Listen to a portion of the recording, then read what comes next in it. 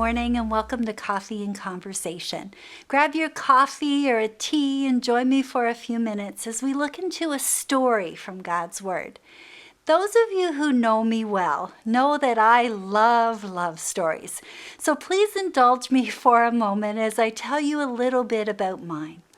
I met my husband John in Bible college. We've been dating for a while, and I remember one evening they were showing a movie in one of the classrooms, so John and I decided to go. The movie was called The Princess Bride. It's now one of my favorite movies of all time. I've seen it so many times I can quote parts by heart. And there's one line that I'll never forget. It's spoken when the story begins and when it ends. As the movie opens, we see a beautiful young lady going about her chores on a farm. Her name is Buttercup. Soon we meet a young man who works on the farm, and his name is Wesley, but she calls him Farm Boy. Whenever Buttercup asks Farm Boy to do something, he always replies, "As you wish." That's all he ever says to her. As they grow older, Buttercup seems to be developing a crush on Farm Boy. One day, as he's about to leave the room, she asks him to fetch her a pitcher, which is within easy reach for her. Farm Boy walks over, then he stares into her eyes, lifts the pitcher, and softly says, "As you wish." In that moment, as she looks into his eyes, Buttercup realizes that every time he said, "As you wish," what he was really saying was, "I love you." Now the movie continues with adventure, kidnapping, a giant, a six-fingered man, and RUSs, rodents of unusual size. It's a really fun movie. When the movie was over, I said to John, "Okay, let's go." And he looked into my eyes, and do you know what he said? He said, "As you wish." Well, I almost melted. As you wish. I love those words because that was when I first realized that John loved me. In Luke chapter 7, 36 to 50, we find a story of a woman who realized that Jesus loved her. It's not a romance, it's far above that. It's a love story of the highest sort. It's a story of what happens when someone's eyes are open to who Jesus is and how much he loves them. I'm not going to take the time to read the passage, but I want to encourage you to read it later. But in this story, Jesus is invited for a meal into the home of a religious leader by the name of Simon. We really don't know what prompted this invitation. It doesn't seem that Simon believed in Jesus because he didn't even extend to him normal hospitality. Common courtesy for that day would have been that as soon as Jesus entered the house of Simon, he would have been greeted with a kiss, his feet would have been washed, and his head anointed with oil. Simon, though, he seems to avoid every custom that would have made him feel welcome. In contrast to Simon, a woman enters the room because she wanted to find Jesus. And there's shock as she enters. The text said that she was a sinner. Now, we're not told what her sin was, but it's suggested by commentators that she was probably a woman of the streets. She was obviously known throughout the community for her reputation. But her desire was to find Jesus, and when her eyes found him, the other guests faded into a mist of tears.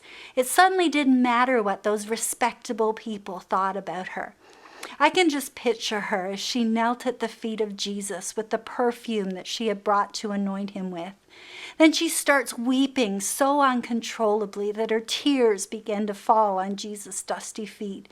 She probably didn't have a towel to wipe his feet, so she takes the only thing available to her, her long hair, and she begins to dry his feet. She then starts to kiss his feet again.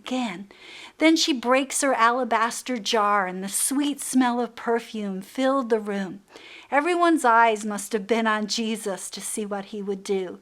He didn't react embarrassed or upset at this woman. What we do see more is Simon's reaction, and it's given in verse 39. And it reveals a lot about him. Simon reacted with judgment. He said if Jesus were a prophet, he would know what type of woman it is that's touching him. And well, Jesus did know what type of woman she was, but he also knew what type of man Simon was. Jesus then turns to Simon and says, Simon, I have something to say to you. And then Jesus goes on to tell him the parable, the simple story about the two debtors. And the thing that stood out to me in the parable was the question, now which of them will love him more? In this parable, Jesus was comparing Simon and the woman, and we know that because he goes on to tell Simon what this woman has done for him that he refused to do. And in verse 47, Jesus says to Simon about her that she loved much. He was referring to how much she loved him in contrast to how little Simon loved him. Now, the real importance of a parable lies in seeing that it's a picture of us. So think about this. Who are you most like? The one who loved much or the one who loved little? The woman or Simon?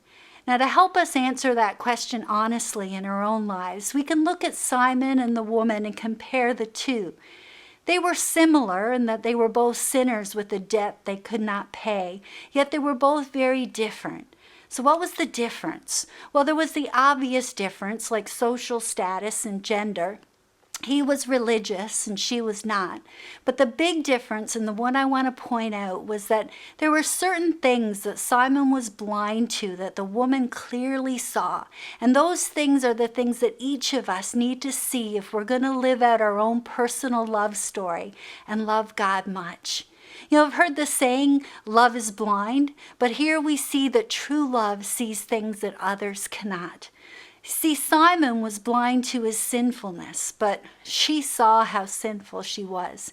Simon was blind to who Jesus was, but she knew who Jesus was, that he was the Son of God. Simon was blind to how much Jesus really loved him, but she saw how much Jesus loved him. Simon was blind also to what his response to Jesus should be, but she knew what her response should be.